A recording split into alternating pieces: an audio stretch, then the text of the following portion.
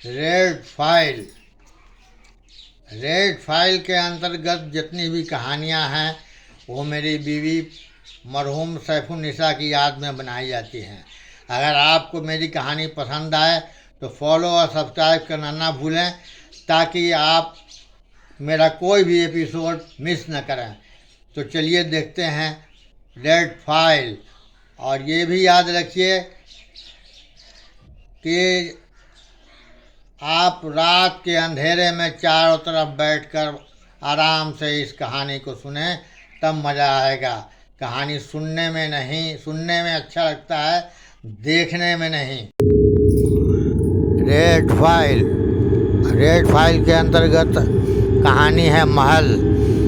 राजा वीरेंद्र सिंह का पुत्र धर्मेंद्र सिंह 20 वर्ष का हो चुका था। उसके राज में एक राज नर्तकी पाटलिपुत्र से बिजली बाई आई थी।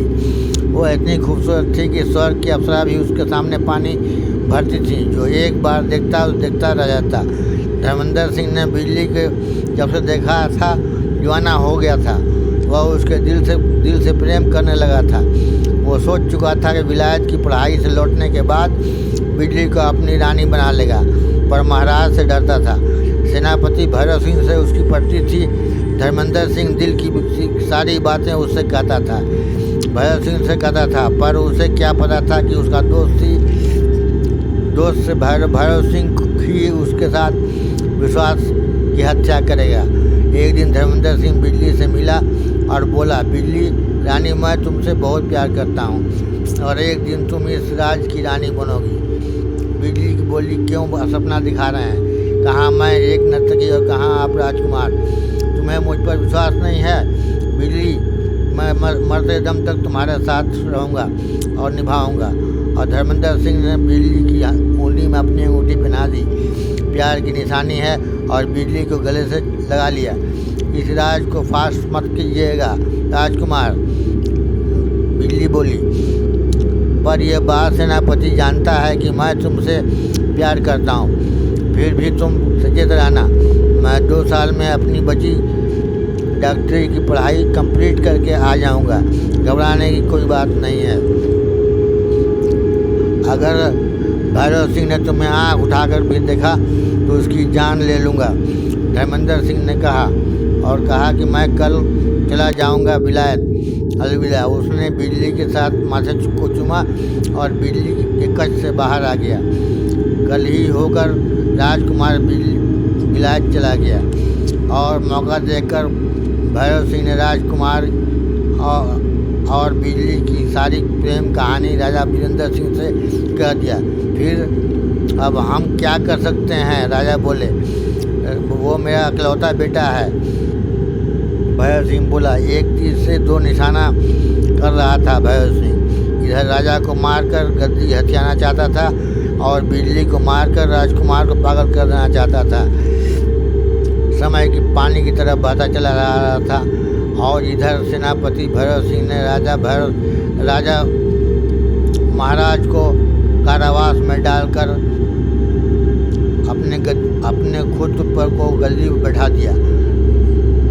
बाहर हवा फैला दी कि राजा वीरेंद्र सिंह तीर्थ यात्रा पर चले गए हैं। 2 साल बाद राजकुमार वीरेंद्र सिंह का बनकर आ गए, पर स्टेशन पर उसे लेने टांगा तो आया था, पर सेनापति नहीं आया था। राजकुमार ने कोचवान से पूछा, सेनापति क्यों नहीं आया? वह आजकल राजा बनकर राजगद्दी से देखभाल रहे हैं। कोचवान बोला, और मेरे पिताजी वो तीर्थ यात्रा पर चले गए हैं, जैसा सेनापति कहते हैं। ठीक है, राजकुमार ने कहा, चलो सब पता चल जाएगा। राजकुमार महल में आ गया और राजा की गद्दी पर भैरव सिंह को बैठे देखा और आग बबूला हो गया। भैरव सिंह बोला, यह आग बबूला होने से कोई काम नहीं चलेगा राजकुमार की इस राज का राज मैं ही हूँ।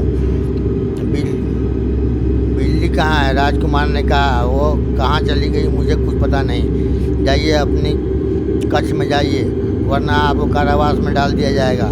राजकुमार मन ही मन रो पड़ा। रात हो चुकी थी। वह अपने कक्ष में लेटा रहा। तभी मौसम बिगड़ गया। बिजली चमकने लगी, हवा बहने लगी।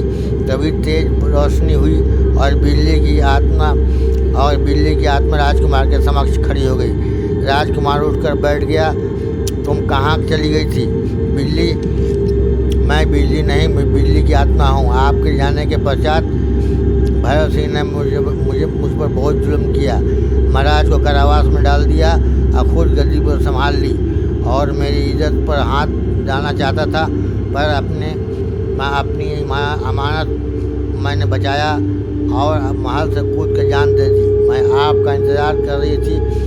अब इसका बदला भैरव सिंह से मैं लूँगी।